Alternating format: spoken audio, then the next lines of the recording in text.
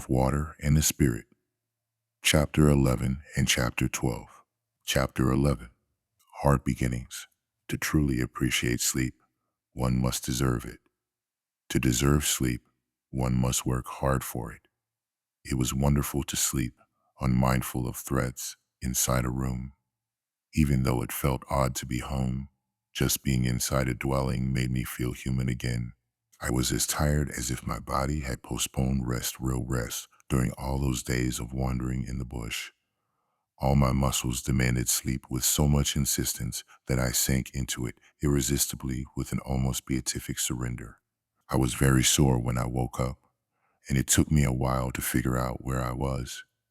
At first, I thought I was still in the jungle because not far from me, I could hear an animal making strange noises. My legs were stiff. I tried to get up in order to identify the source of this sound, which seemed to go on forever, but it was as if I were nailed to the ground. So I fell back into an agitated sleep, too agitated to keep me in it for long. When I woke again, it was daylight, and I was more aware of myself and what was going on. I realized that my mother was sitting next to me, crying discreetly so as not to wake me up, and I wondered if this had been the sound I had taken for an animal.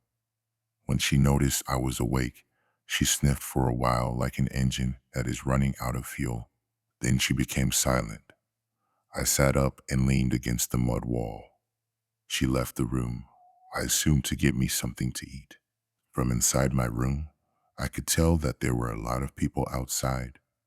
Voices of all ages and both sexes were conversing, as if something exciting were going on. Normally, the owners of these voices would be sweating on the farm, waiting for their next meal to come to their rescue. But the rainy season was coming to an end. This is the time of the year when people say, even if you don't plow, you will eat. The millet had outgrown the grass and would yield grain no matter what. Judging by the coolness of the morning, which penetrated even into the small mud room I was in, it must have rained during the night. My mother returned with some hot millet porridge in a calabash and some hard food.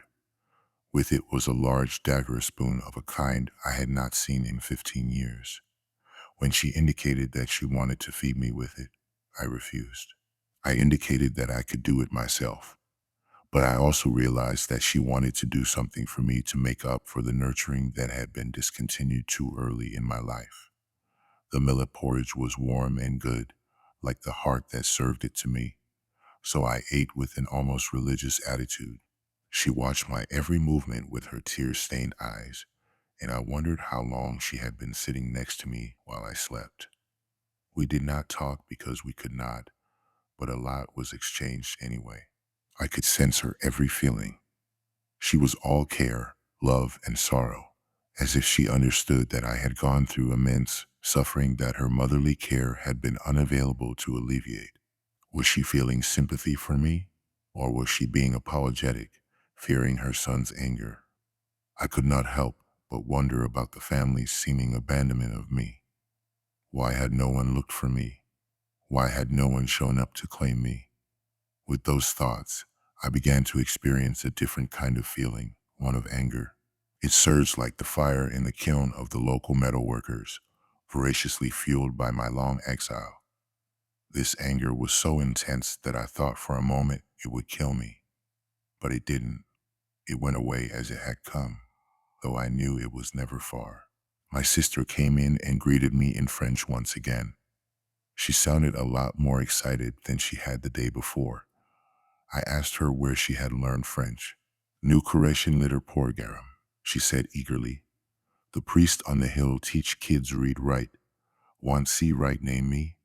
She picked up a stick and began scribbling on the dirt floor. I motioned for her to stop. She appeared disappointed, as if I had robbed her of something important. I inquired about the priest on the hill, whom I assumed was my nemesis, Father Melot. Gone home, she said. Kids started filling up the room. I recognized some of them as the ones who had been sitting next to me the evening before when I arrived home. I asked my sister who they were. Brothers of yours, sisters of yours. There were 5 of them, 4 brothers and a sister. I had been largely replaced.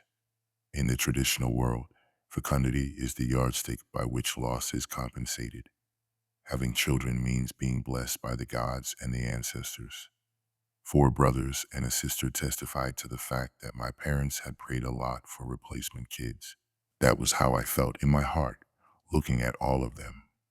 It was impossible to tell how old anyone was. The oldest among them was called Laurent. He seemed unsure about how he fit into this whole thing, as if the general excitement caused by my arrival were beside the point. He always stood a little distance away. The others had no problem enjoying the distraction my homecoming had caused. They all bore Christian names: Guillaume, Cyril, Didi, Martine, and they looked Christian too, with all the medals they wore around their necks.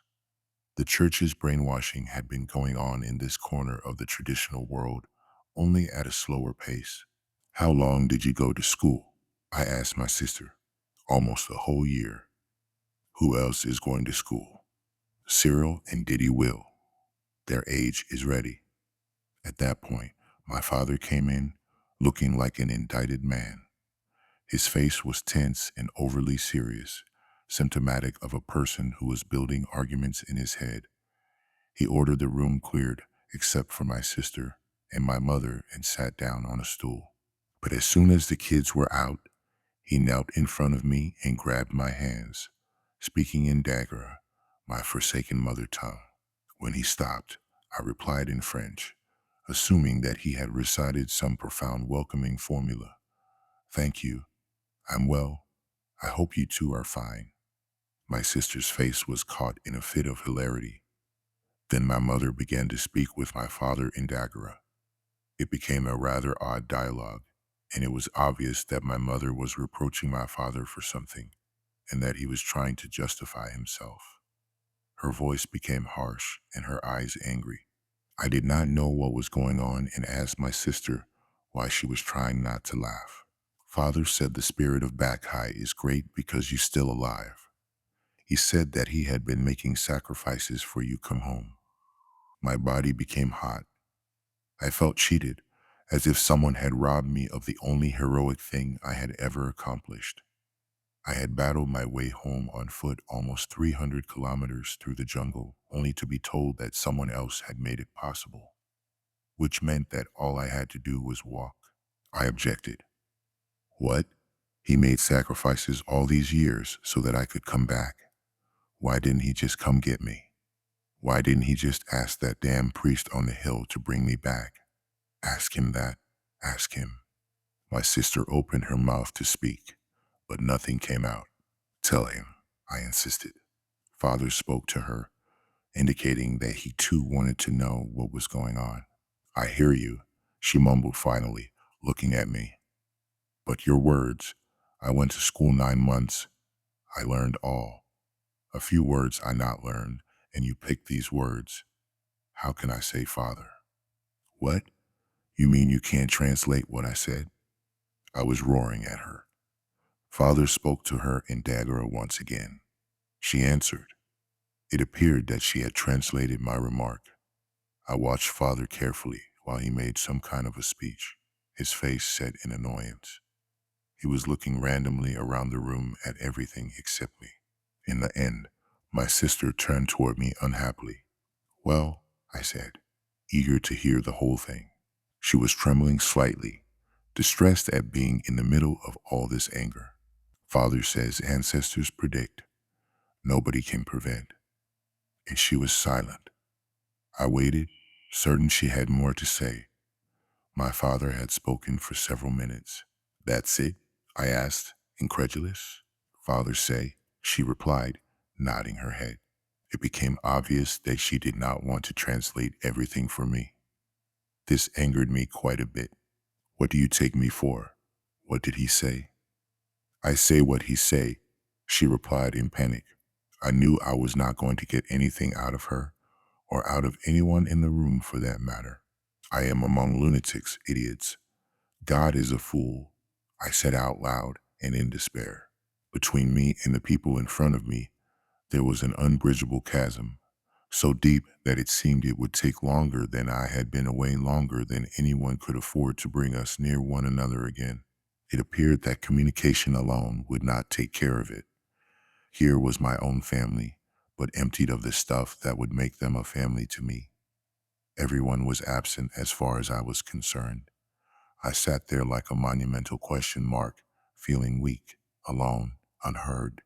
God, Mnen, God, said my father, nodding his head. I wondered what he thought I had said. The warmth I had enjoyed in the silent company of my mother was long gone. There was no sense of home for me anymore. I began to feel like a fool who had bet on the wrong thing. This is what I had given up the priesthood for. I threw off my blanket and stood up. I needed to take a walk. After all those days en route, I still needed to keep moving on for a while longer. I'm going for a walk, I said. Everybody stood up with dismay written on their faces. The crowd in the compound outside also stood up as I appeared, followed by my parents and my sister. Everybody was speaking. I decided to ignore them. My first day at home was a bad one. If only I could remember how to speak Dagara. Noise without meaning is irritating, especially when you know that the noise is hiding from you something vitally important. There was a part of me that would have given anything to understand what Father was saying to me. The sun had already risen far above the horizon. The recently harvested millet field was quickly drying out from the pre-dawn rainfall.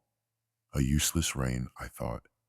I found myself walking under the huge baobab tree, recalling some of the things grandfather used to tell me about these trees, especially the witches' meetings at night. His funeral had been performed under the shade of a baobab. How long ago was that? I had been so small, so young. My life felt like a game that had too many players, and now it was over, and the baobab had seen it all. Being under the tree calmed me a little. Did it notice that I was bereft? I leaned against one of its gigantic protruding roots. My mind went back to school, and I began to sort out the good from the bad. What really made me quit the seminary? Didn't I want to be a priest? Sure I did, but I had wanted to find a home in a priestly vocation that concorded with my vision. I quit, not because someone told me I could not become a priest, but because I could no longer deal with the contradictions of Christianity. The Bible spoke of love and goodness, but all around me, I had seen vanity, deception, and cruelty.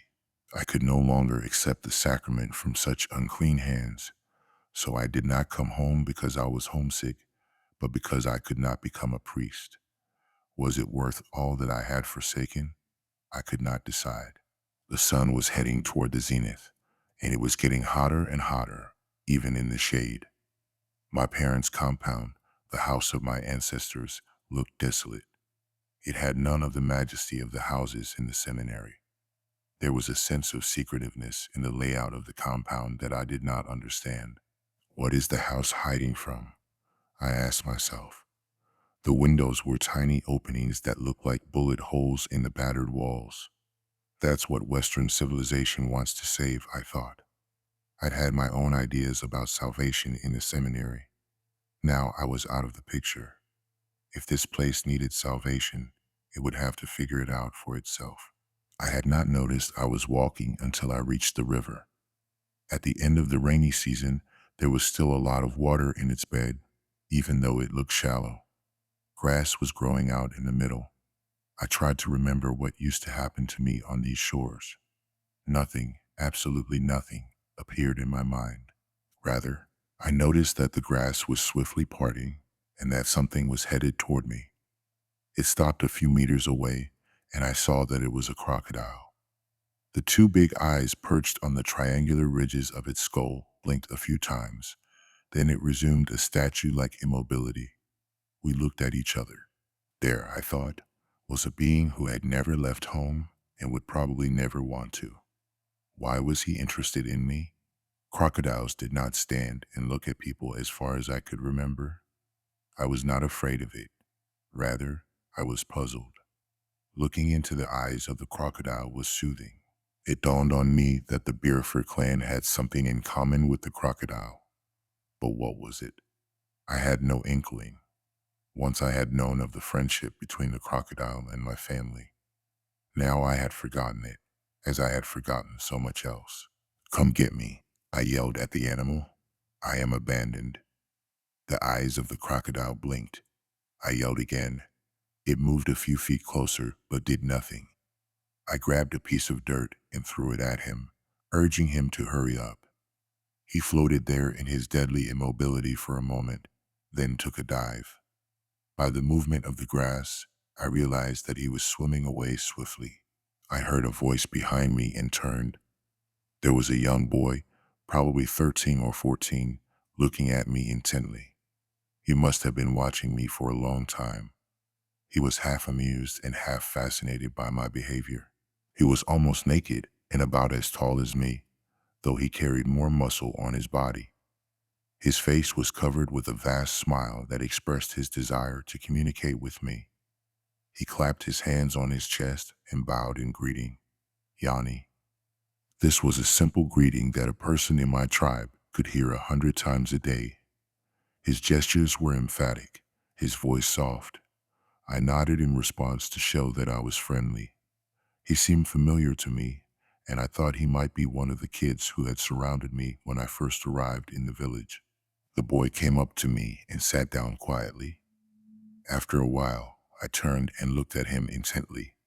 Part of me did not like this proximity. He looked back at me and said, Nyangali, hitting his chest with his hand.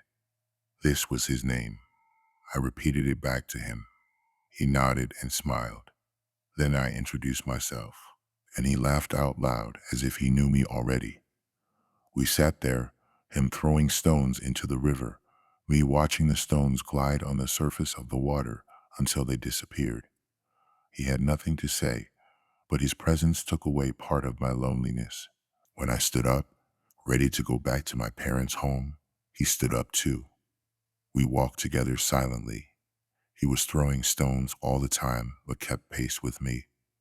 We arrived together, and I invited him into my room.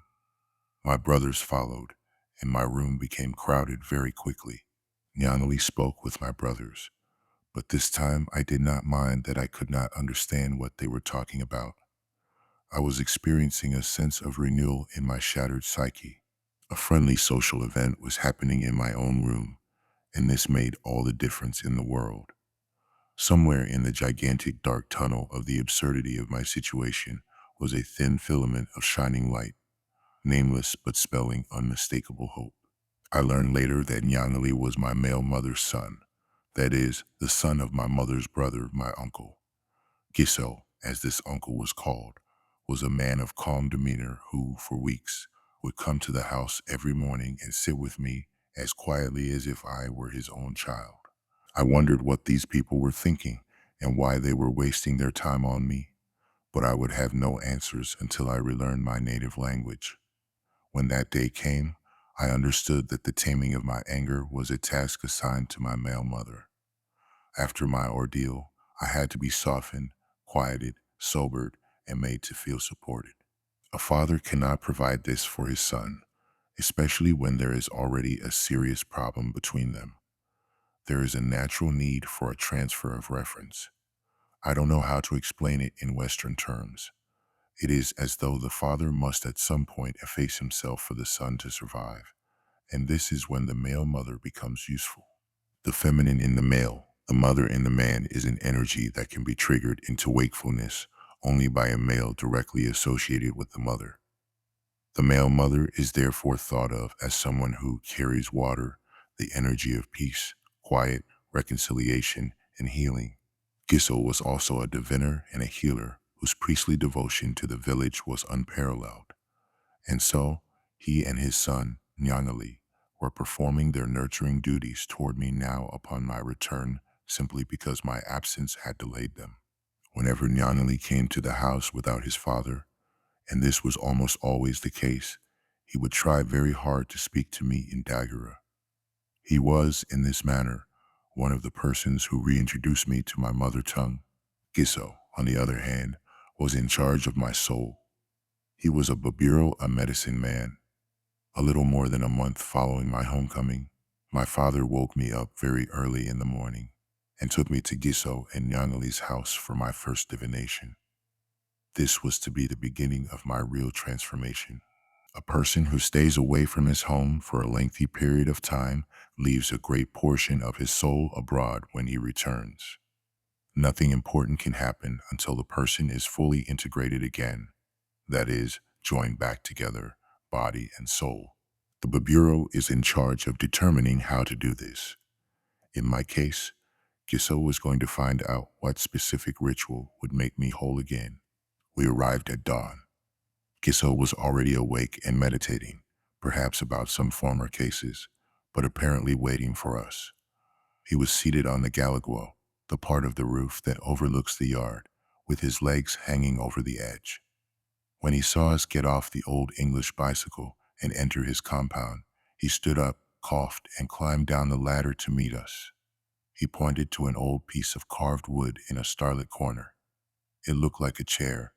Although it had 3 legs, it was so rickety it could barely stand. My father sat on it while I sat against the earthen wall, using a bump built against the wall as a seat. We were in the Zangala. Everything in it was darkened by the black smoke of the constantly burning fire. On the right side was a row of enormous clay jugs, some shining, some whitened by the remnants of yeast. It was still too dark to see anything except the dancing fire. Off in the shadows, I could hear the snores of Giso's sleeping wives and children. This stopped, however, as soon as the divination began. The main entrance into this huge Zangala looked like a large triangle, its bottom wider than the top by half a meter or so. It reached from floor to ceiling and was never closed. I looked at Giso, who seemed absent from us, as if in a trance. In his body, he seemed to carry all the years that have existed since God created anything, years that were quietly eating away at him. His total devotion to the welfare of his people guaranteed that he always looked tired. His thin, bony legs, folded oddly around his waist, made him look like the materialization of something unearthly. His body smelled like death, yet the light in his eyes was intensely alive. He was a personified spirit, a man of nature and of planet Earth, with an undivided passion for his work. The Contamin, the spirits, woke me up in the middle of the night and ordered me to stay awake, Giso said after a long silence. I insisted that they tell me why, but they are so stubborn. They refused. That was the first time he had spoken since we had entered the room. All that time, he had been taking down shells and medicine tools, turning them over and over, putting some near him, some a little farther away. From time to time, he would issue a growl of dissatisfaction. I watched with ever-increasing interest. These medicine objects were, for the most part, a collection of the very things that an uninformed person would normally overlook because they were too natural, too trivial to attract attention. Who would be attracted to an old bone or the kind of stone that could be found anywhere? There were bones and stones and pieces of broken metal remnants of tin cans, broken bicycle parts, and other unidentifiable metal objects. Some of these objects were tiny, others were a little larger, but all of them carried a sense of mystery. For the old man, power was in the trivial-looking thing, the thing that looked weak and valueless. When his tools were finally in place, Giso grabbed an old piece of wood shaped like a V. Its right side was half the length of its left side.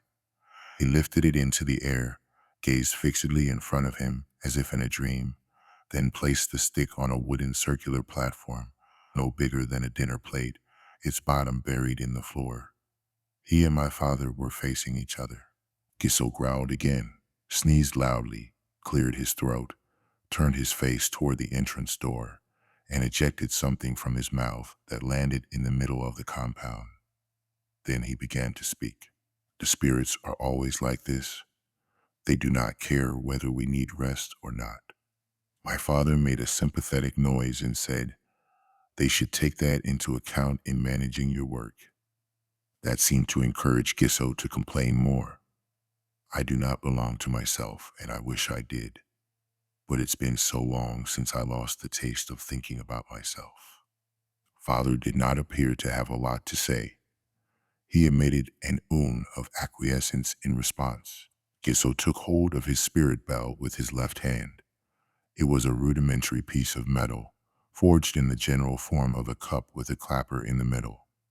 The bell emitted a noise that seemed to be coming from underwater.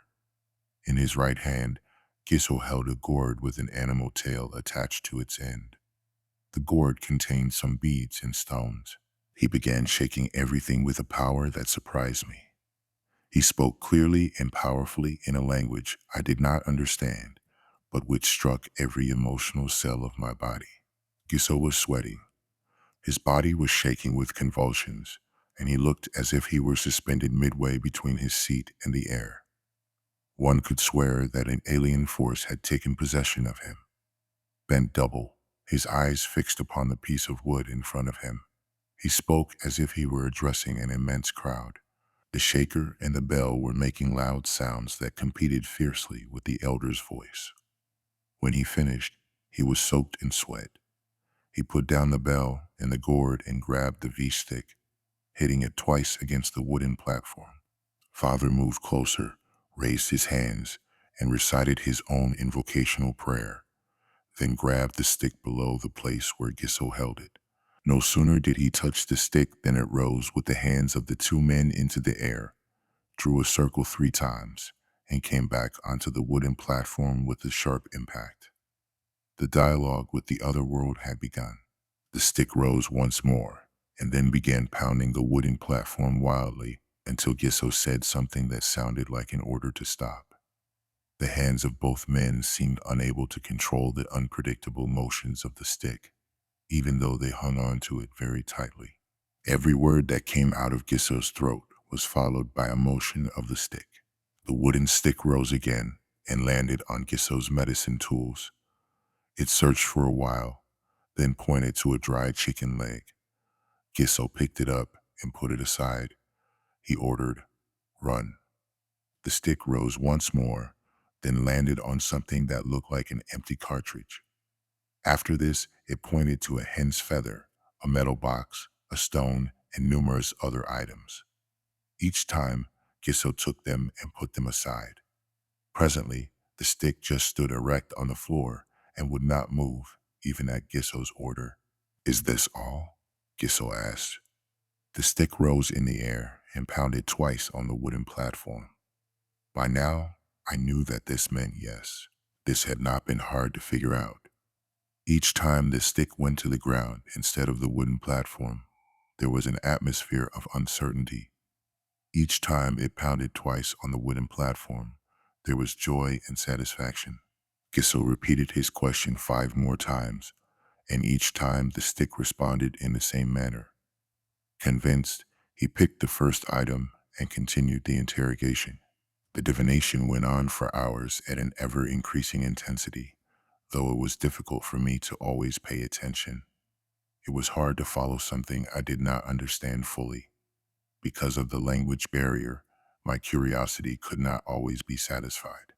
When the session was over, it was broad daylight. We moved into another room adjacent to the Zangala. This room looked like a hidden medicine room, and it was still as dark as a cloudy night. Gisso sprinkled me with some water contained in a clay jug. The water smelled bad. I was to find out later that in the village any good medicine smells as bad as the other world. The rest of the day was spent sacrificing a huge number of chickens to a shrine. Some of the dead chickens were thrown into a ditch. Others were cooked with various mixtures of roots and black medicine. Toward the middle of the afternoon, we had a meal. The chicken meat was so heavy with medicine, I could not enjoy it at the seminary. I had become used to plain food. Gisso's family joined us, and everybody had a great appetite except me. Toward the evening, we went into the medicine room once again, and Gisso anointed me with a variety of potions, speaking all the while. At some point, he cut my arm and rubbed something that burned unbearably into the wound. This was all part of a ritual done for my protection. I took it all in stoically. When we got back home, it was night. In the days that followed, I felt as if some kind of transformation had begun. It was as if I had been given an emotional painkiller. I was not as irritable as I had been, and at night my dreams were no longer of the seminary, but of my ritual with Gisso. I shared my world with my mother and my sister on the one hand, and with Gisso, my male mother, and Yanali, my male sister, on the other hand. I could not have lived without these people. I also began the long process of forgiveness.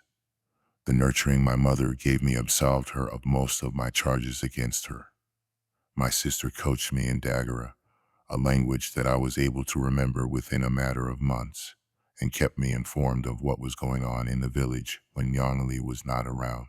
She told me that the village council had met several times to discuss my case, and that people had been sent to perform a divination to ward off the bad things at work against me.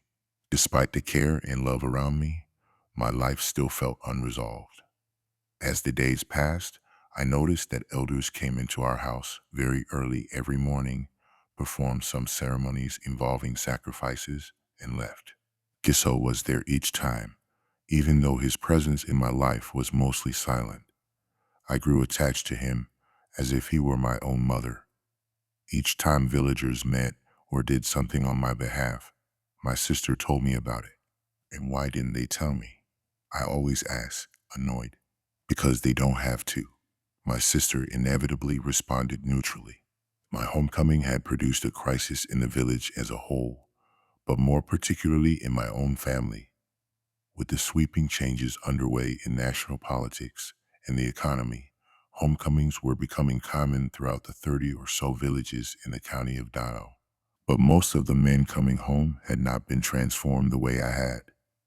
These were the men who had been recruited to work on colonial projects, such as railroad building, gold mining, or plantation work. In the beginning, they had been subjected to the rough discipline of conscripted labor, but independence changed all that. Now they had to be paid for their labor, and they no longer felt like slaves. A new culture was born, the culture of the working man who would live abroad because of his work, but who could return to his village if he wanted. I, on the other hand, had acquired something different and infinitely more dangerous: literacy. As an educated man, I had returned not as a villager who had worked for the white man, but as a white man. It all boiled down to the simple fact that I had been changed in a way unsuitable to village life, and that this transformation needed to be tamed if the village were to accept me as I was. People understood my kind of literacy as the business of whites and non-tribal people. Even worse, they understood literacy as an eviction of a soul from its body, the taking over of the body by another spirit. Wasn't the white man notorious in the village for his brutality, his lack of morality and integrity? Didn't he take without asking and kill ruthlessly? To my people, to be literate meant to be possessed by this devil of brutality. It was not harmful to know a little, but to the elders, the ability to read, however magical it appeared, was dangerous. It made the literate person the bearer of a terrible epidemic.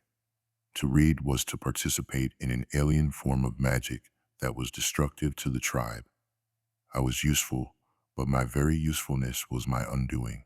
When people learned that I could write, they began coming to me to request my services as a scribe. They wanted to send letters to their relatives who had gone to Abidjan or Bouaké on the Ivory Coast, to Kumasi, or to Accra or Sakand in Ghana. As I wrote, they watched, their eyes magnetized to the page as if I were performing a miracle. Soon the word spread and more people began to come. Very quickly, I felt that I was becoming useful as a conduit, a translator, a kind of conveyor belt between people. They watched what they asked me to write take shape on the blank sheet of paper and were aghast as I spoke it back to them in bad Dagara. Meanwhile, divination had revealed to the village council that I was able to read and write as well as the white man himself. It was even circulated that I knew more than the white man. This posed an additional problem to the elders, whom my father had told about my anger and inner turmoil. I never knew what else was being circulated in the village about me, but who I was and what I knew was seen as a serious threat. Apprehensive, my sister kept telling me that I knew too much. She even asked if I could forget some of the things I knew in order to avoid trouble. I wondered why she did not understand that knowing certain things is terminal. Sometimes, when people came to ask me to write a letter, she would beg me to tell them I had forgotten writing, or a great deal of it at least. When I refused to do this, she would say that I should write more slowly and stop frequently to think. That way, I would convey the sense that I was not as knowledgeable as everyone thought I was. Learning Dagger did not diminish this impression. In 6 months, I was able to speak reasonably well, that is, a little better than my sister spoke French. Meanwhile, father and I had decided that we would postpone our conflict until such time as it was possible to communicate to each other directly. What choice did I have? Actually, this postponement helped, softening my anger and helping me to forget a lot of what I had initially felt. As I concentrated more on learning my native language, the distance I felt between me and my family diminished. I remember the day I first greeted my father in Dagara. He had just arrived home from an errand on his bicycle. Profoundly moved, father rushed to hug me. His face radiated joy his own son had spoken to him in the language of the ancestors. This was 12 days after my arrival. I had been in a good mood that day, but my mood disappeared fast as tears of sadness overwhelmed me. A father was happy because his 20-year-old son was able to speak his mother tongue. What fatal irony had postponed everything till now? My father thought I was crying out of joy, so he tried to reciprocate. But he found out quickly enough that I was crying for something else, and he cut his gladness short. Though it is dangerous in my culture for men to cry outside of the funeral context, this did not apply to me. I was not initiated, so I was not really a man. That evening, he asked me to follow him into a dark medicine room. He knelt, and I imitated him. Then he began a long speech in front of the shrine of the ancestors. I could not understand much, but it seemed to me he was giving thanks. This was the first time I had appeared in front of the sacred since I had left the seminary. I came out of the medicine room wondering if Father had made a pledge to the ancestors about me, and perhaps that our interaction that afternoon had given him a clue as to the outcome of that pledge. At that point, I could only guess what was going on around me, and such speculation often filled me with sadness. No matter what my father did to bridge the gap between us, I never felt close to him. My involvement with him was cold on my side, a little warmer on his side, and always uncertain. I needed answers. He wanted to prove something to me by being active with me at the level of the spirit.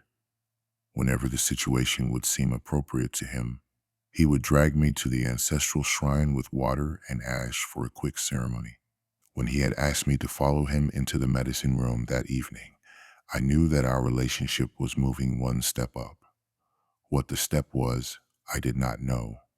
Something had changed between us, but only the future would reveal its exact nature. Chapter 12. Trying to fit back into village life. The cold season of November through January had passed, followed by the days of heat. In April, it became humid with the sudden coming of the rain. Fields were being prepared for planting, and the air smelled damp, like an egg about to hatch. Every morning, I followed my brothers to the farm and watched them work, thinking that their literacy in farming was a perfect match for mine in another area. Initially, I had tried to work with them, but I was so clumsy, I was more of a hindrance than a help. My father suggested that I watch and learn instead. Before the fields could be sown, there had to be a planting ceremony. It began with a community ritual at the house of the chief of the earth's shrine. Every head of a household brought sample seeds to the priest. We brought red millet, white millet, corn, groundnuts, beans, and grains my father wouldn't name because naming them would kill them. Among the Dagara, some things are known not for what they are, but for what they do. The Dagara avoid identifying them in order to ensure that their magical properties stay alive. In the village, Anything referred to as Yel or Bomo falls into this category. The seeds that my father would not name were magical seeds. They were not supposed to grow into plants, but were related to the seeds to be planted in the way a shepherd is related to his flock.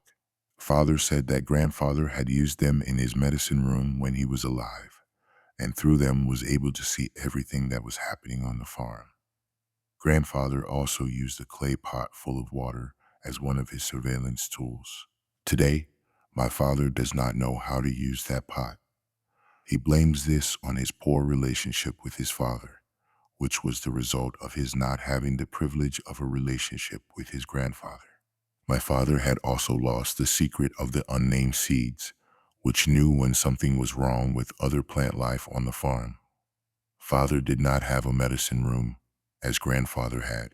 Much knowledge had been lost with my grandfather's death, but the tradition continued, even in its incompleteness. Colonialism and Christianity were responsible for the discontinuity of much tribal knowledge. Perhaps if father hadn't rejected the religion of his ancestors all those years, grandfather would have been able to pass down much more to him. At the beginning of the planting ceremony, the priest of the earth shrine would take a single seed from each basket and deposit it in the lap of the spirit of the earth shrine.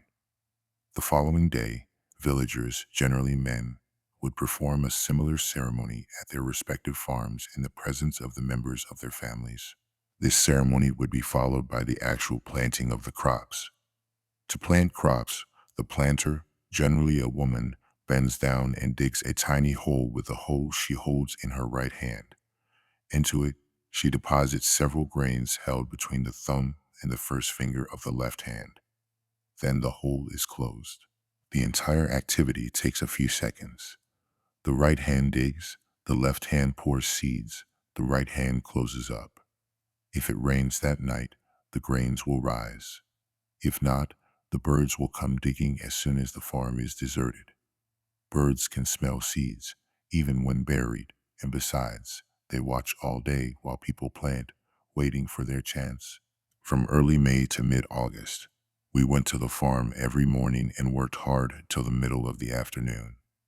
My mother would bring us lunch sometime before the sun reached the zenith, and we would eat in silence, as is the Dagara custom.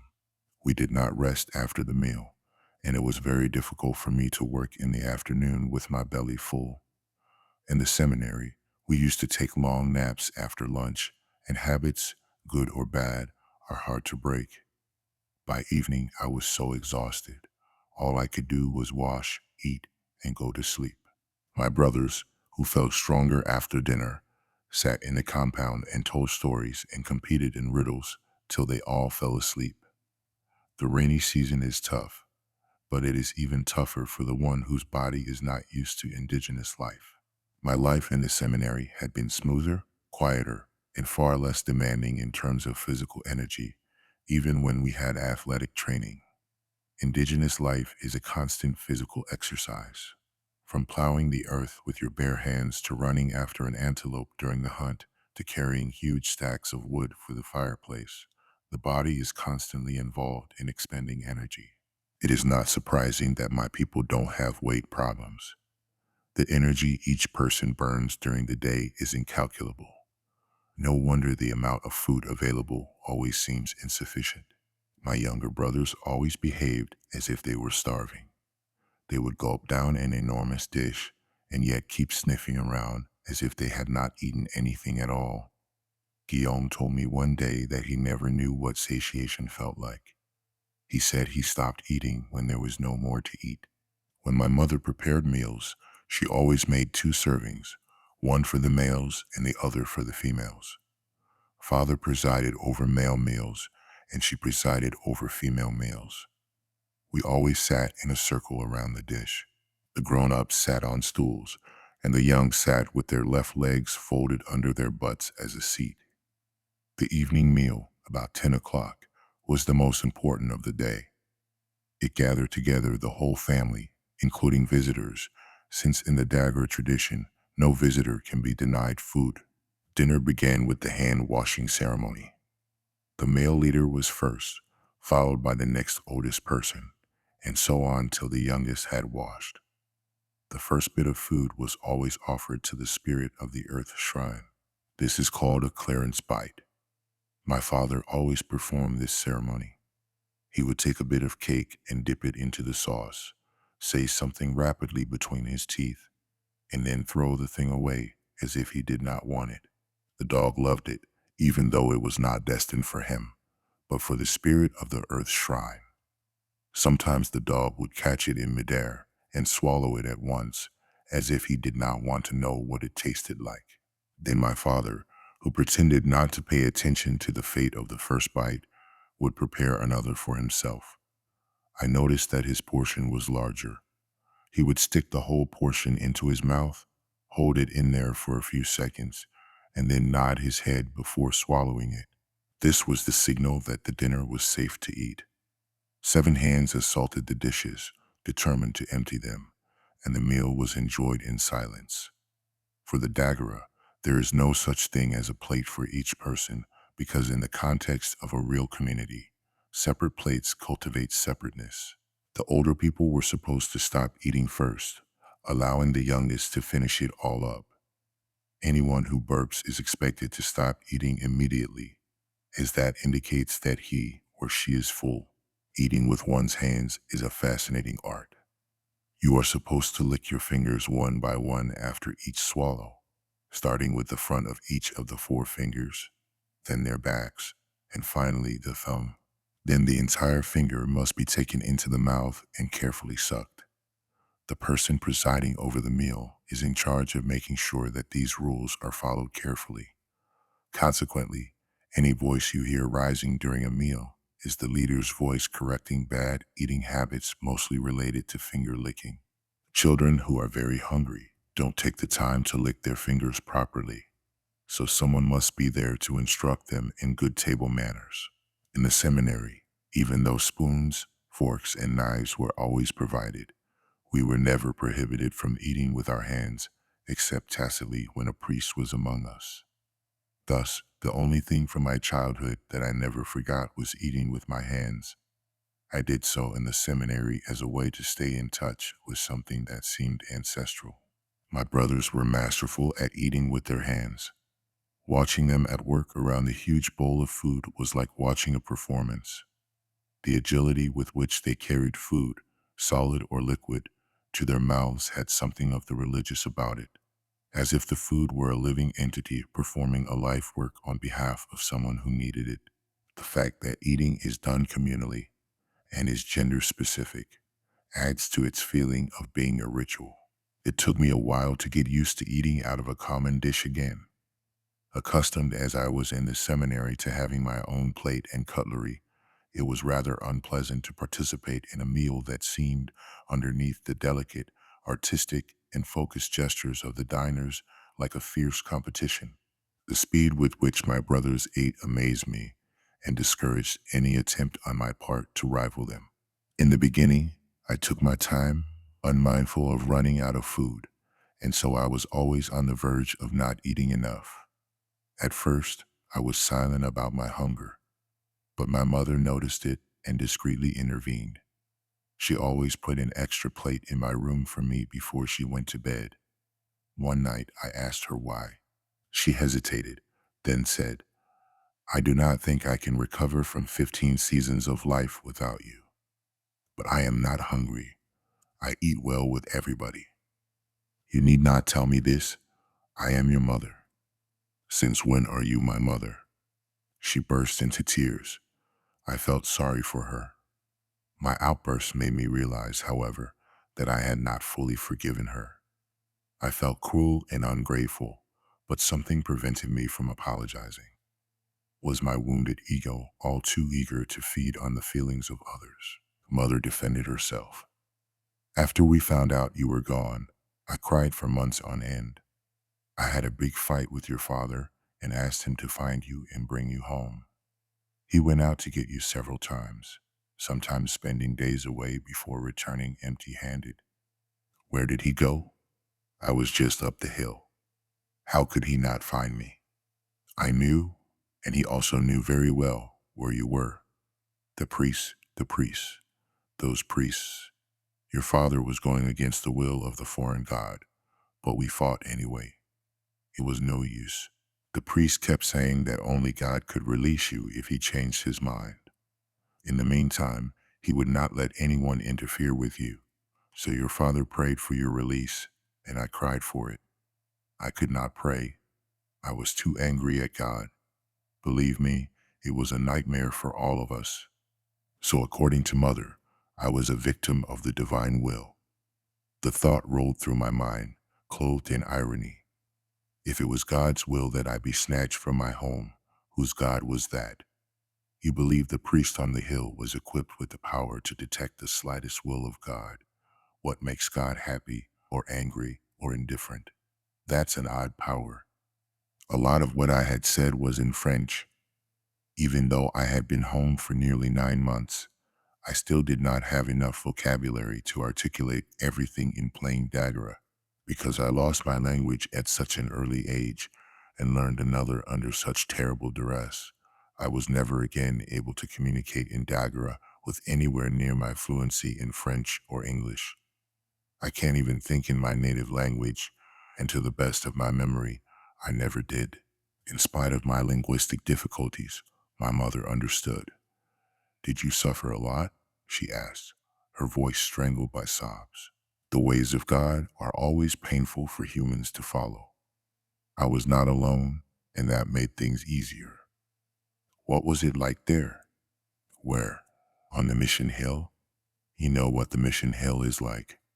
The seminary is the same, but many times bigger, with houses on top of houses. It is a whole village. We lived like a tribe. Our elders were all white. The ancestors were far away in Europe. We spent all our time getting acquainted with them. Did you like the white man there? I liked the God I discovered. I didn't like the God I was asked to abide by. I respected some of the ancestors I found in the white man's history, but I didn't like them being called my ancestors, and I didn't like the fact that my own ancestors were never mentioned. It is not possible to like the ancestors of people who take without asking, who harm in the name of their own God. I hate to talk like this, but you are my son. Grandfather was with me in my life there. He really helped me make it through. Your grandfather Bakai? Yes, he was always there at the major intersections of my life. I do not know if this is what made the difference, but he kept me in touch with my ancestors. How did he do that? Sometimes he would appear to me in my dreams. Sometimes I wouldn't even need to go to sleep, while my mind burned with a desire to rest because it could not find an answer to some absurdity imposed on me. The thought of grandfather would always come into my consciousness. Mother looked a little surprised, but I knew she understood. After all, it was my grandfather who first saw what I would have to endure later and understood it as part of the burden of being Malidoma, the one who befriends his enemies. Someday you should tell your father about this. I am sure he would like to hear about it. And please let me feed you. I know you are grown up. You should be married now. Please let me catch up with 15 seasons of not having you with me. I am a mother. May I include you in who I am? I will eat. I am sleepy too. Do both then. I felt as if a bridge now linked my mother to me. It had just been erected, or perhaps it was already there. August is a wet month in the tropics, but the abundance of rain is never taken as an evil thing. It is also the month when the millet grows faster and the hardships of farming are substantially reduced. Talk about the harvest begins to circulate, as well as talk about Bayor, which means knowledge, but is really a reference to initiation. One evening after dinner, I went to my room while the rest of the family gathered around for storytelling. My mother used to leave a shea oil lamp burning in my room for me. It emitted such a feeble light that one had to be a half-meter from it to see anything. There was no way of making more light at night, and no one wanted any. I had light because I was not yet a real village person. Among the Dagara, darkness is sacred. It is forbidden to illuminate it, for light scares the spirit away. Our night is the day of the spirit and of the ancestors who come to us to tell us what lies on our life paths. To have light around you is like saying that you would rather ignore this wonderful opportunity to be shown the way. To the Daggara, such an attitude is inconceivable. The one exception to this rule is a bonfire. Though they emit a powerful glow, they are not prohibited because there is always drumming around them, and the beat of the drum cancels out the light.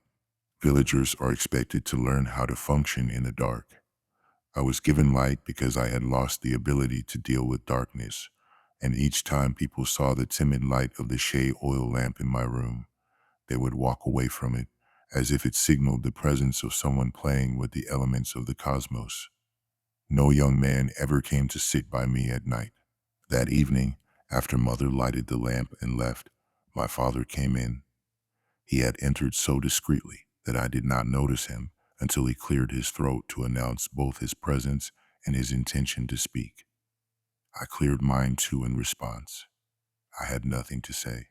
There was always a sense of uneasiness and emptiness when I found myself alone with Father, as if a chasm lay between him and me that both of us would have to jump into to find out how our destinies were linked. But neither of us dared initiate this exploration. Neither of us knew how to do it. He addressed me with the formal Daggara, greeting that presages something deep to come. Then he said he had met with the village council and wanted to speak to me about it. Was the meeting about me? I asked. Yes, and several others in the past have also been about you.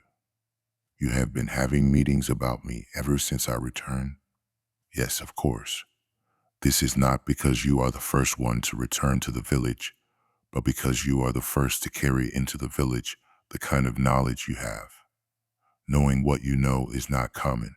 It means that you have received the white man's Beor. His spirit lives in you.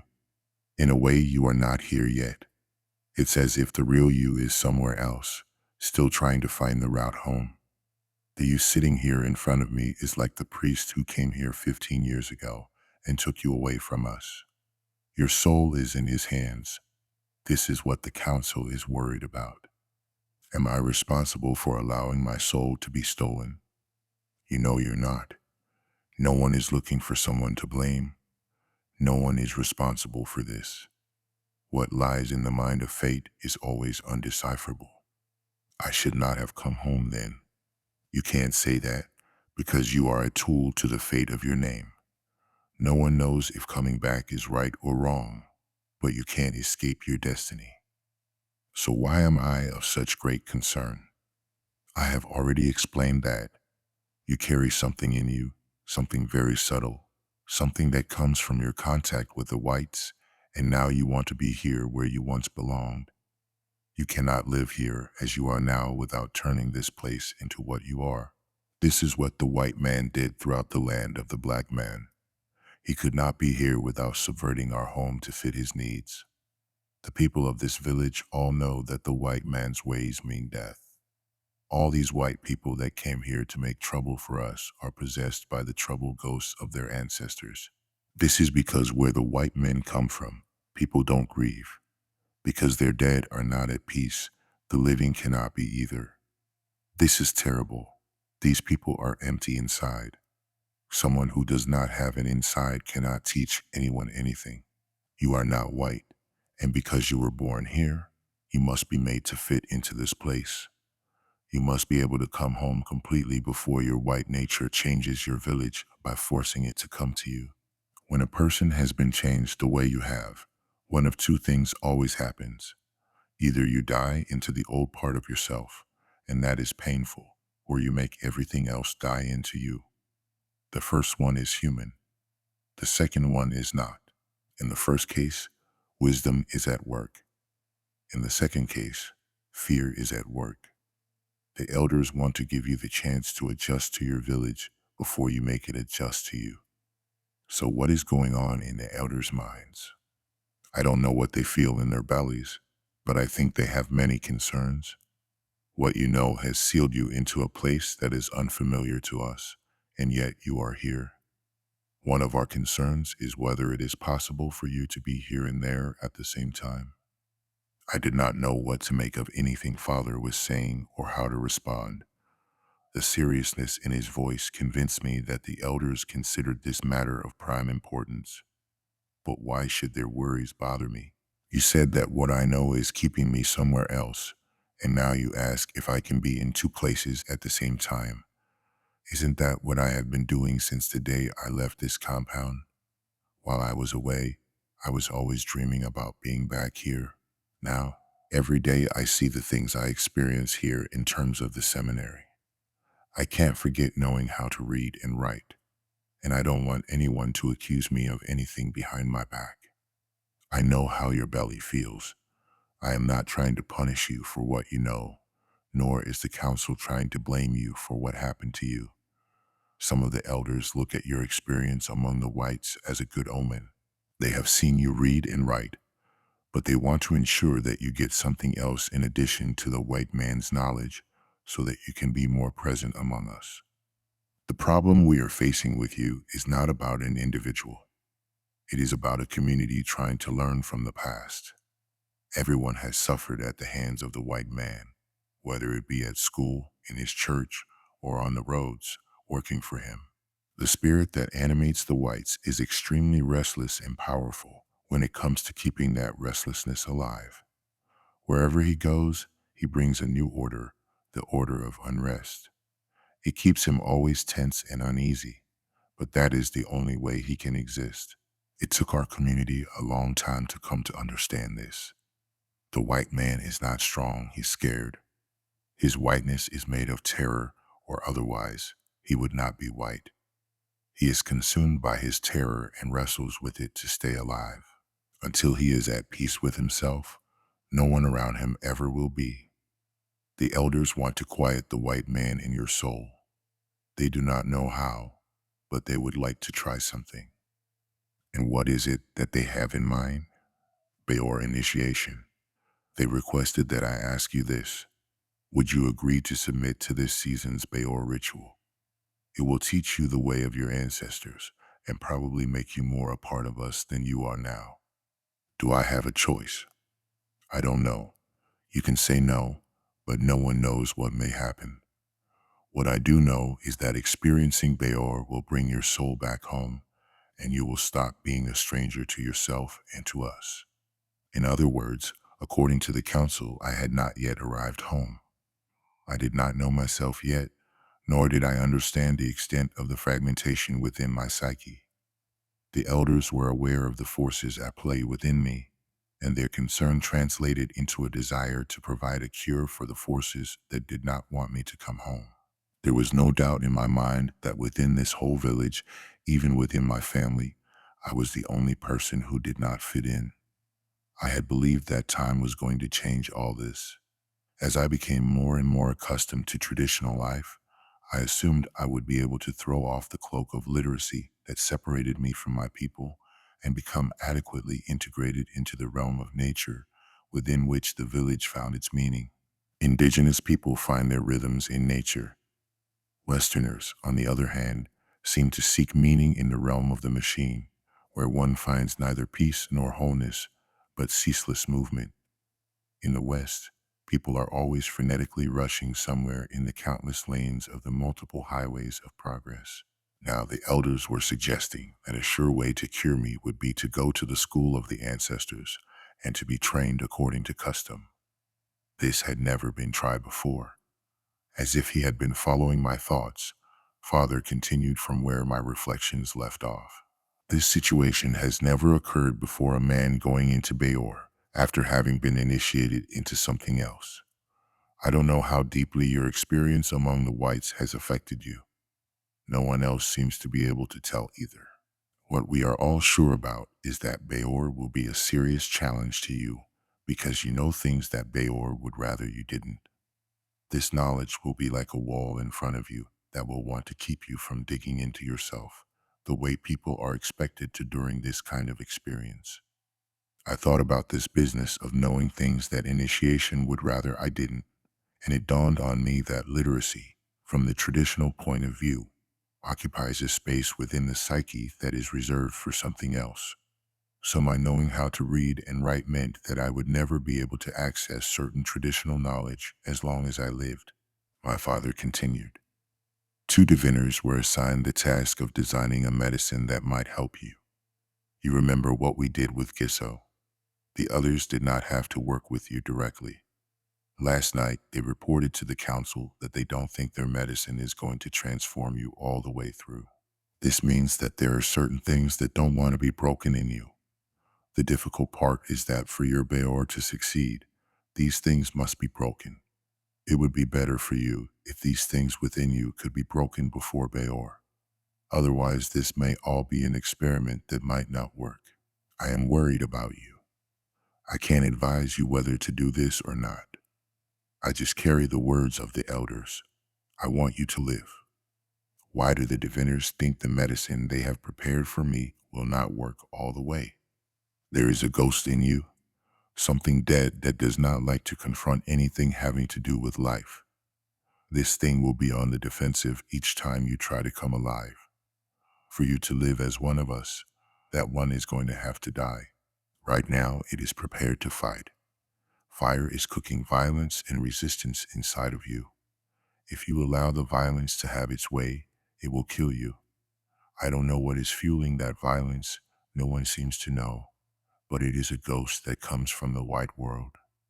Though it is not alive as a human being is alive, it still smells its death. I could understand Father's concern and my level of preparation for the initiatory experience, but I could not understand why he was so afraid for me. I knew nothing about Beor. When I was a small child, I had been too busy with grandfather to realize that people were being initiated. I did remember his explaining to me that everything he told me would not have to be understood right away. Would Beor help me to understand some of what he had shared with me? I was not afraid of dying. Wasn't I already dead in some sense, trapped between worlds as I was? If Beor was a way out of this trap, what choice did I have? If it would make my homecoming real, could I say no? And why was everyone so concerned about me anyway, when they could offer nothing better to rescue my divided soul? Part of me was curious about what made my father hesitate. What did Beor really entail? What dangers did it hold? When I asked him to tell me about it, he replied, accidents occur in these things. People die in Beor every year. It is part of the experience. If people who have never been outside the ancestral circle fall victim, what about a person who has lived most of his life outside? That's why I am afraid for you. Father was not in the mood to discuss the details of the experience, even though I was eager to know all about it. He kept saying that he could not tell me much because knowing about it would hinder me from the experience. I, on the other hand, was convinced that the more I knew, the more I could increase my chances of survival. At last, he said in a firm and convincing tone, knowing what Beor is will not protect you. It will only save you from being initiated. This is not what you need. You cannot want Beor and protection at the same time. It's like wanting day and night at the same time. The very reason you need Beor is because you grew up protected. Protection is toxic to the person being safeguarded. This is because no one can effectively protect anyone. When you protect something, the thing you are keeping safe decays. People come into this life with a purpose that enables them to protect themselves. You are your own and best guardian. You go into Beor to save yourself from the lethal protection of other people. If I told you what my Beor was like, I would have to be your protector for the rest of your life, and that is deadly. All this seemed utterly strange to me. How had our conversation led to this?